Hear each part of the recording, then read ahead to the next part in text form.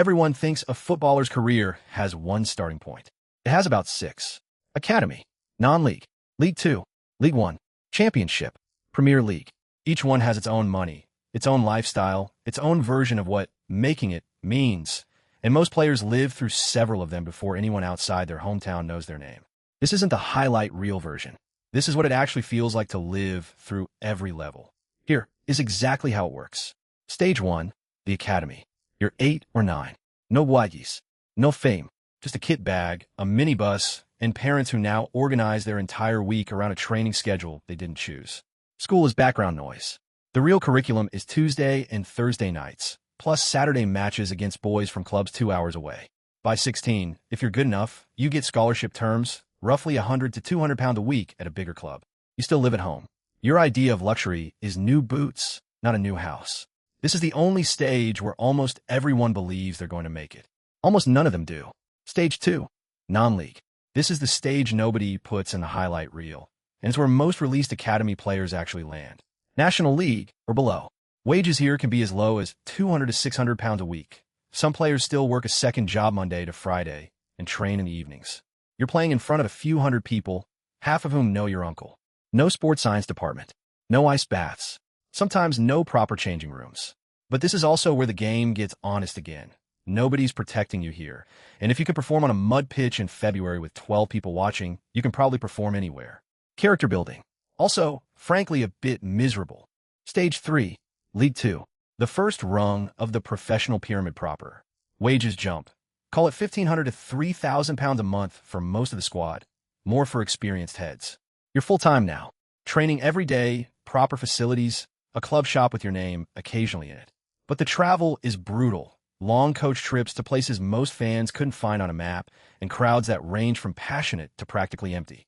You've made it as a footballer in the technical sense. You have not made it in any sense your bank account would recognize. Stage 4, League 1. More eyes on you now. Wages typically sit somewhere between 2,000 and 5,000 pounds a week at the better clubs. A decent car finally makes sense. Maybe you move out of your parents' house, maybe into a flat with a teammate. This is where scouts from championship clubs start quietly turning up, and where one standout season can completely rewrite your career, or where one bad injury can just as easily end it. The stakes are higher.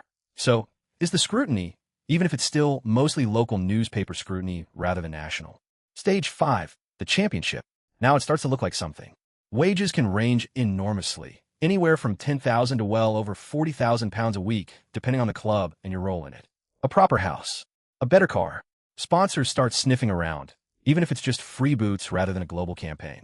Crowds are big now, 20, 30,000 some weeks. And the pressure matches it because everyone in this league is one signing, one loan, one system change away from either the Premier League or League 1. It's the most brutal division in English football precisely because nobody in it is safe.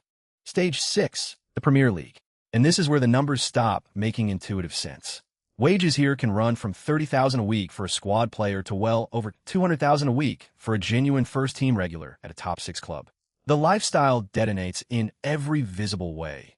The postcode changes, the car changes, agents you didn't know existed suddenly know your name very well, and sponsorship deals start appearing that have nothing to do with football at all. But here's the part fans consistently miss. The jump into the Premier League isn't the hardest transition. Staying there is. The margins are microscopic. Every mistake is filmed from 6 angles, and a player who thrived on raw effort in League 1 can drown in a league that punishes hesitation instantly rather than forgiving it over a season. Stage 7, the national team. For a small number, there's one more room. 3 lions on a shirt. This isn't a reward stage. It's a second trial, running in parallel, where you're compared not to your League 2 self, but to the best players in the country, with half the nation deciding you're either a generational talent or a national embarrassment based on 90 minutes on a Saturday. Whether the player likes it or not, every stage before this one was quietly training him for exactly this kind of pressure. Zoom out, and the story was never really about talent alone. It was about surviving 6 or 7 different economies of football, each with its own money, its own culture, its own way of ending careers without much ceremony. The kid on the minibus and the man walking out at Wembley are technically the same person. Almost nothing else about his life is. Subscribe if you enjoyed this type of content. It means a lot.